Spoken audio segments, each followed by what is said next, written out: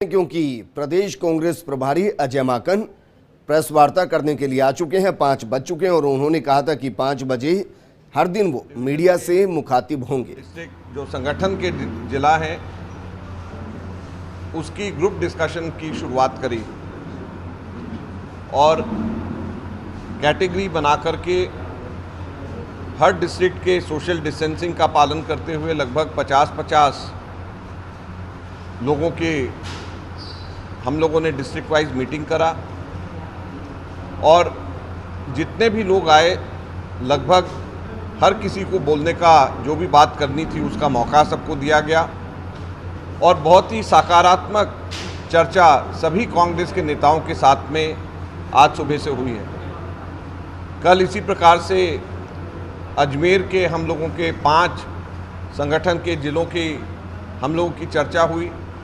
आज 6 हम लोग जयपुर डिवीज़न के हम लोग संगठन के जिलों की हम चर्चा यहाँ पे करेंगे। तो एक बहुत सफल कार्यक्रम जिसमें कार्यकर्ताओं से, नेताओं से, डिस्ट्रिक्ट लेवल के, मेरा खुद का पहली बार बहुतों से मुलाकात हुई और उनके साथ में चर्चा करके हम लोगों ने सरकार और संगठन में किस प्रकार से और बेहतर समन्वय बनाया जा सकता है इसकी चर्चा करी।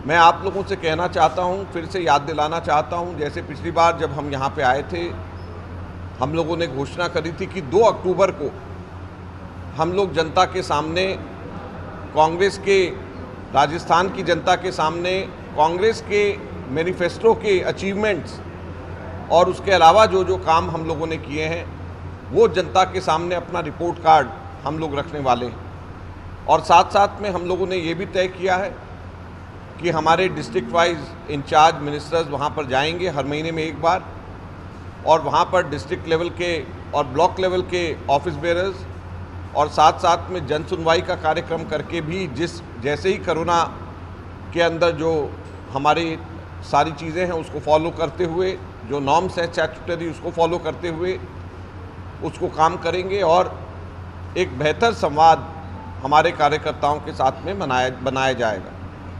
और जो हमारी अपनी अचीवमेंट्स हैं राजस्थान गवर्नमेंट की, जो बहुत काफ़ी हैं, हमारे मैनिफेस्टो के बहुत सारे पॉइंट्स हम लोगों ने पूरे करे हैं, उन सब को हम लोग हमारे राजस्थान की जनता के सामने हम लोग लेकर के जाएंगे।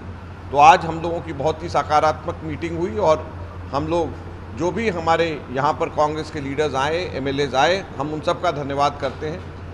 मैं वैसे रिकॉर्ड के लिए आपको बताना चाहता हूँ, आज सुबह के लगभग 4 हमारे जो डिस्ट्रिक्ट्स की मीटिंग हमारी हुई हैं उसके अंदर लगभग 78 के करीब लोग जो हैं वो अपनी बात रख पाए हैं और हमने सबकी बात और उनके अलावा जो भी जितने लोग बात रखना चाहते थे हमने सबकी बात हमने सुनी।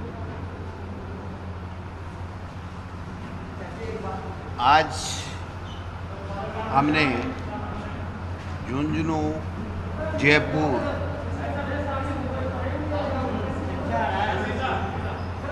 सीधा, हाँ ठीक है, थोड़ा ओके।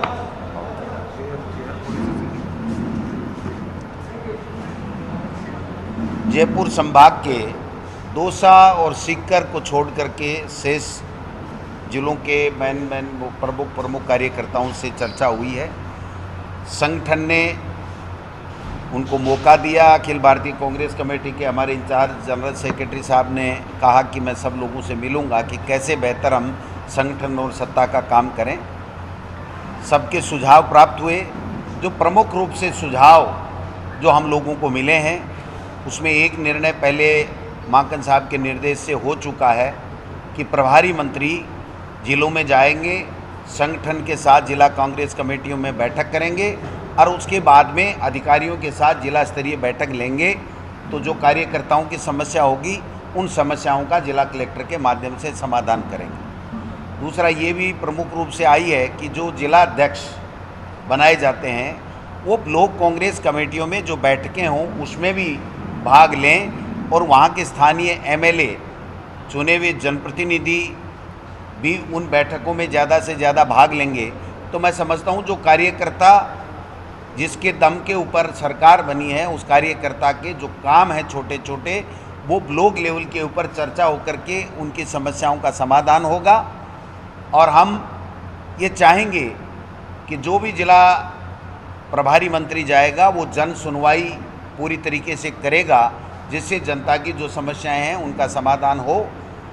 सरकार की जो अच्छी योजनाएं हैं उसके बारे में बहुत अच्छे तरीके से लोगों ने बताया है कि जो कोरोना में चाहे काम हुआ हो, चाहे किसान के कर्ज माफ़ी की बात हो, 2-3 मुद्दे ज़रूर आए हैं। वो मैं कहना चाहूँगा कि एक तो VCR जो भरी जाती है उसके बाद में जब समझौता समिति में बात आती है तो 70% पैसे जमा कराने पर VCR का उसको समझौता समिति में लिया जाता है।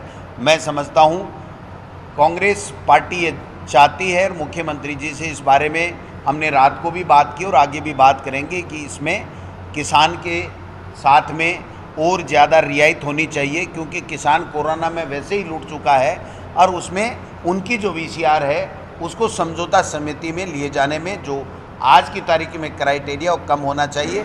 और जो फिक्स चार्जेज जिस प्रकार से लोगों की बात आई है उसकी भी दोबारा समीक्षा की जाएगी सरकार के द्वारा। और जो सरकार ने बेहतर कार्य किए हैं वो 2 अक्टूबर को हम आप सबके सामने रखेंगे। आप सब ने देखा होगा कि कल परसों मैंने मीटिंग ली है, 31,000 भर्तियों को लेकर के, रीट के सिलेबस को लेकर के फाइनलाइज कर दिया गया है। जो व्याख्याताओं की भर्ती हुई थी उसकी काउंसलिंग हो रही है। जल्दी उनकी नियुक्ति होने पर 3,000 व्याख्याताओं की नियुक्ति के लिए और प्रोसेस हम लोग चालू करेंगे जिससे उनका सिलेक्शन हो सके। तो निश्चित रूप से युवाओं को भी मौका मिले, रोज़गार का, नौकरियों का मौका मिले, किसान की जो माली हालत है वो और बेहतर हो सके। और बाकी काफ़ी लोगों ने ये कहा कि जिस प्रकार मोदी सरकार ने जो वादे किए थे वो एक भी वादे के ऊपर वो सही नहीं उतरी है। चाहे रोज़गार का मुद्दा हो, चाहे महंगाई का मुद्दा हो, चाहे आतंकवाद की बात हो, चाहे विदेशी हमारी नीति की बात हो, इन सब चीज़ों पे बात हुई है। और सब ने एक राय से एकता के साथ संगठन और सत्ता के समन्वय के साथ में काम बेहतर तरीके से कैसे हो इसके सुझाव दिए हैं। मैं उन तमाम नेताओं का धन्यवाद देना चाहता हूं। और आपको प्रतिदिन जब भी कार्यक्रम होता है तो 5 बजे 2 तकलीफ देते हैं और आप पधारते हैं, इसके लिए आपको तकलीफ होती है, इसके लिए भी आपका आभार प्रकट करना चाहता हूँ। आकर जी आज और कल आपने फीडबैक लिया है, टीचर्स के तबादलों को लेकर गुजरों के विधायक शिक्षा मंत्री जी को बगल में सुना है। आपकी रात को 12:30 बजे तक CM के साथ में बैठक हुई, आपने कहा ट्रांसफर पॉलिसी ला रहे हैं, कोई सरकार अब तक पॉलिसी लाई नहीं। दूसरी बिजली कंपनियां मनमानी कर रही है किसानों के साथ, तो क्या प्रभारी आते हैं, फीडबैक लेते हैं, और आप अगर रात को 12-12 बजे तक बैठक CM के साथ करें तो इम्प्लीमेंट की गारंटी दे रहे हैं? देखिए, जो सरकार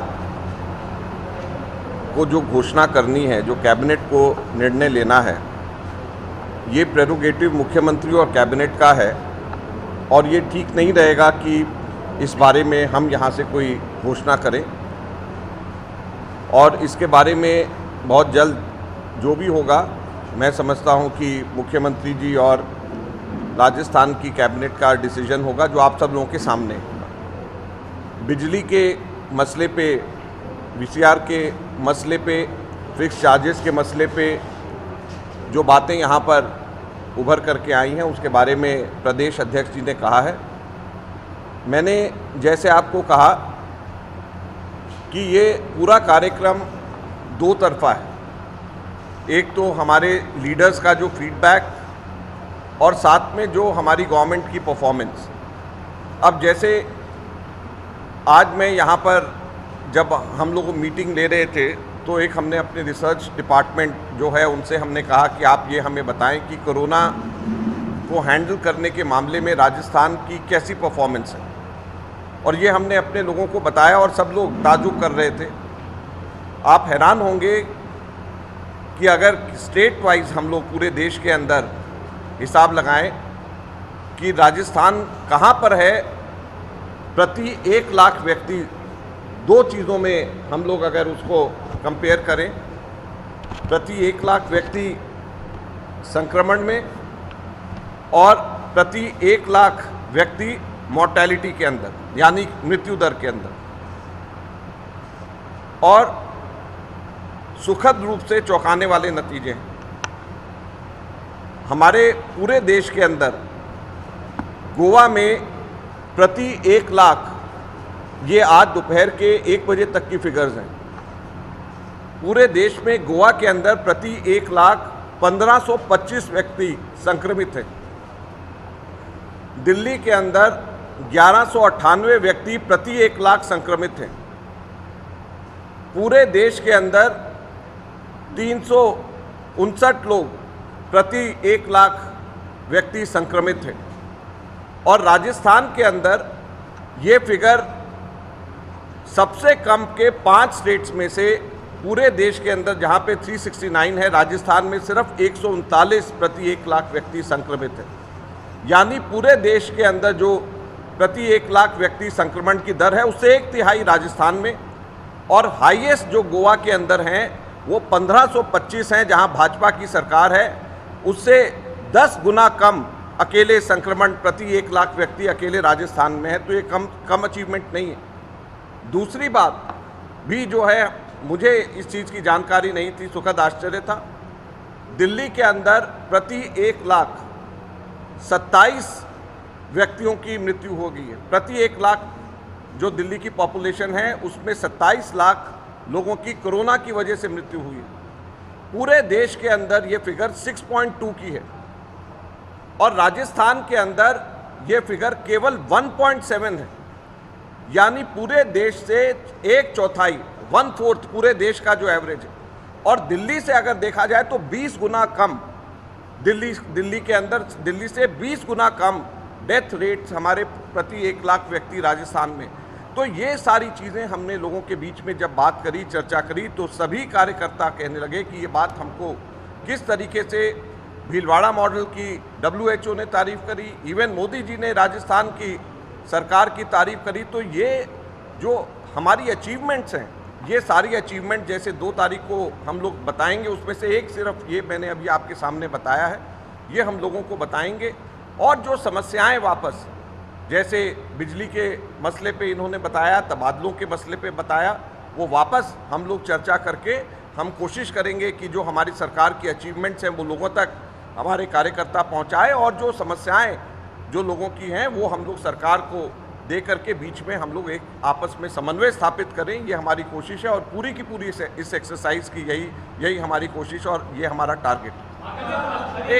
एक कर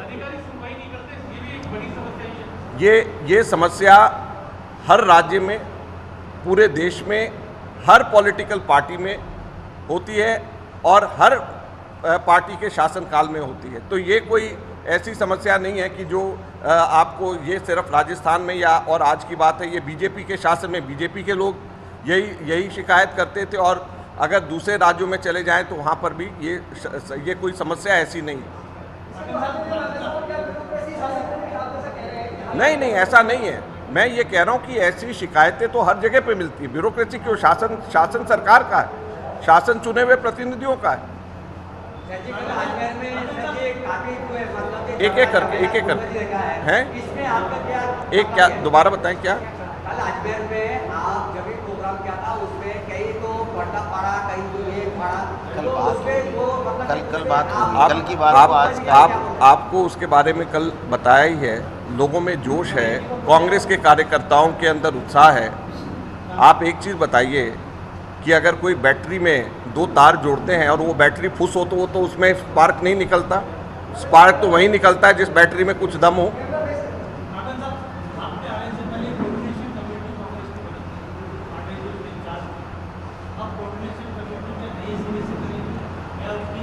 देखिए, कोऑर्डिनेशन कमेटी की ये प्रथा पूरे देश भर में है, और अभी हम लोग एज अ फर्स्ट स्टेप जो हम लोग काम कर रहे हैं, ये उस कोऑर्डिनेशन कमेटी तो एक सिर्फ 6-7 लोगों की है। यहाँ पर हम लोग जो इसको ब्रॉड बेस डिस्कशन कर रहे हैं, ये सबसे बेहतर है, जिसके अंदर सभी लोग जो एक कैटेगरीज के हिसाब से आमंत्रित किए जाते हैं। हम डिवीज़न वाइज और डिवीज़न के नीचे डिस्ट्रिक्ट वाइज जा रहे हैं, तो मेरे ख्याल से ये ज़्यादा बेहतर है। बाकी जो कोऑर्डिनेशन कमेटी AICC ने पूरे देश के अंदर हर राज्य के अंदर बनाई हुई है, तो ये तो यहाँ पर भी होगी। देखिए, ये कब चला? देखिए, ऐसा है कि जो जन सुनवाई का कार्य पहले हुआ, मैं उस पर नहीं जाना चाहता।